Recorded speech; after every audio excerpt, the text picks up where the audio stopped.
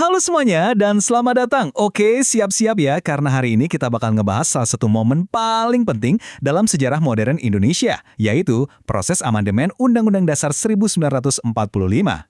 Kedengarannya serius ya? Tenang, kita bakal bedah ceritanya dengan cara yang seru. Yuk, langsung aja kita mulai. Oke, coba bayangin deh, negara kita ini kayak sebuah smartphone raksasa. Nah, UUD 1945 itu ibaratnya operating systemnya atau OS-nya, yang bikin semua aplikasi dan fitur di negara ini bisa jalan. Keren kan? Tapi pertanyaannya gini, gimana jadinya kalau OS-nya itu udah jadul, lemot, dan penuh bug? Nah, UUD 1945 yang asli itu kita sebut aja OS Indonesia versi 1.0. Ini adalah sistem operasi pertama kita yang dirilis pas kemerdekaan. Keren banget pada masanya dan jadi fondasi negara kita selama puluhan tahun. Tapi yang namanya juga teknologi lama, seiring berjalannya waktu mulai kelihatan deh beberapa kelemahannya. Jadi, bugnya apa aja sih di versi 1.0 ini? Wah, ada beberapa yang lumayan kritis. Pertama, bug kekuasaan absolut. Presiden itu kayak punya full admin access, kekuasaannya besar banget. Ini namanya executive heavy. Kedua, bug pengawasan lemah. Nggak ada firewall yang kuat antar lembaga negara, jadi susah banget buat saling ngawasin. Ketiga, bug hak asasi terbatas. Nah, ini soal user rights kita sebagai warga negara.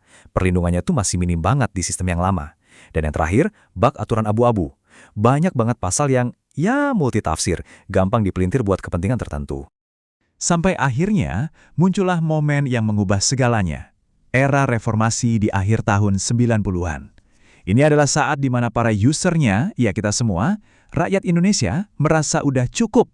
Mereka turun ke jalan, menuntut sistem upgrade besar-besaran. Tuntutannya simple, tapi fundamental. Rakyat pengen pemerintahan yang lebih seimbang, lebih adil, dan yang paling penting, bisa melindungi hak-hak mereka. Jadi, ini bukan lagi soal nge-patch bug kecil-kecilan, nggak cukup. Ini waktunya buat major upgrade. Tentu aja, kalau mau nge-upgrade OS sebuah negara nggak bisa asal-asalan kan? Harus ikut developers guide-nya. Nah, panduan buat para developer negara kita itu ada di dalam pasal 37 UUD 1945. Disinilah semua aturannya tertulis.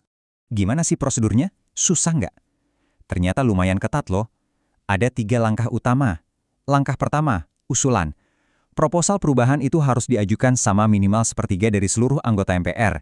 Jadi nggak bisa cuma 1-2 orang. Langkah kedua, sidang.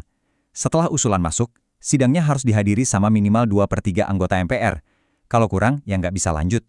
Dan langkah terakhir, persetujuan. Nah, ini kuncinya.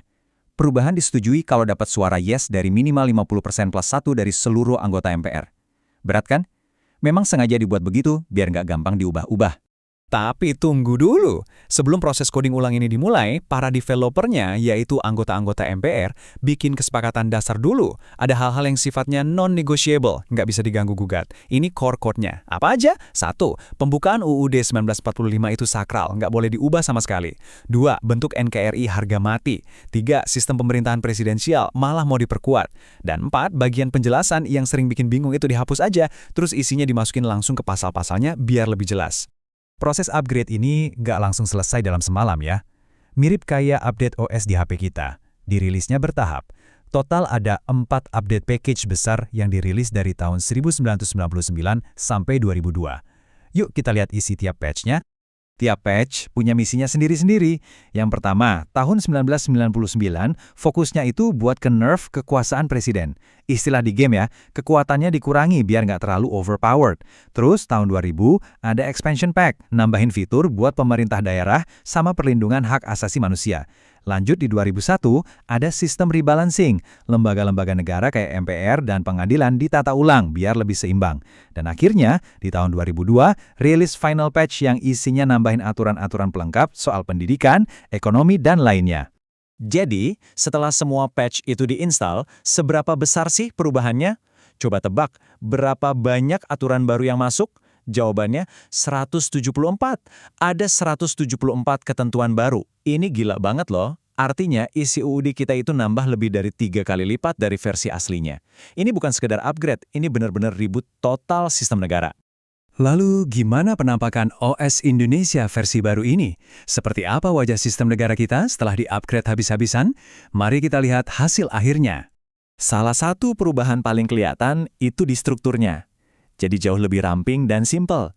Dulu ada 3 bagian, pembukaan, batang tubuh atau pasal-pasal, dan penjelasan. Nah, bagian penjelasan ini yang sering bikin multitafsir, akhirnya dihapus.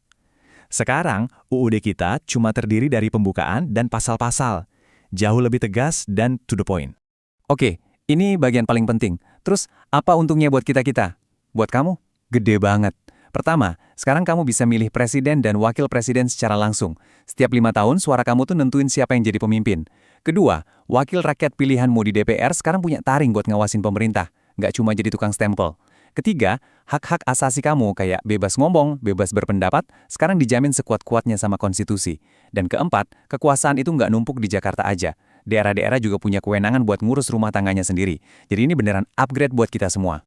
Oke, OS kita udah di-upgrade, sistemnya udah jauh lebih baik, tapi ini ninggalin satu pertanyaan gede buat kita renungin bareng-bareng. Apakah versi ini udah final? Dan pertanyaan yang lebih dalam lagi, mungkinkah core code kita yang paling suci, yaitu pembukaan UUD 1945, suatu hari nanti bisa diubah juga? Nah, coba deh dipikirin.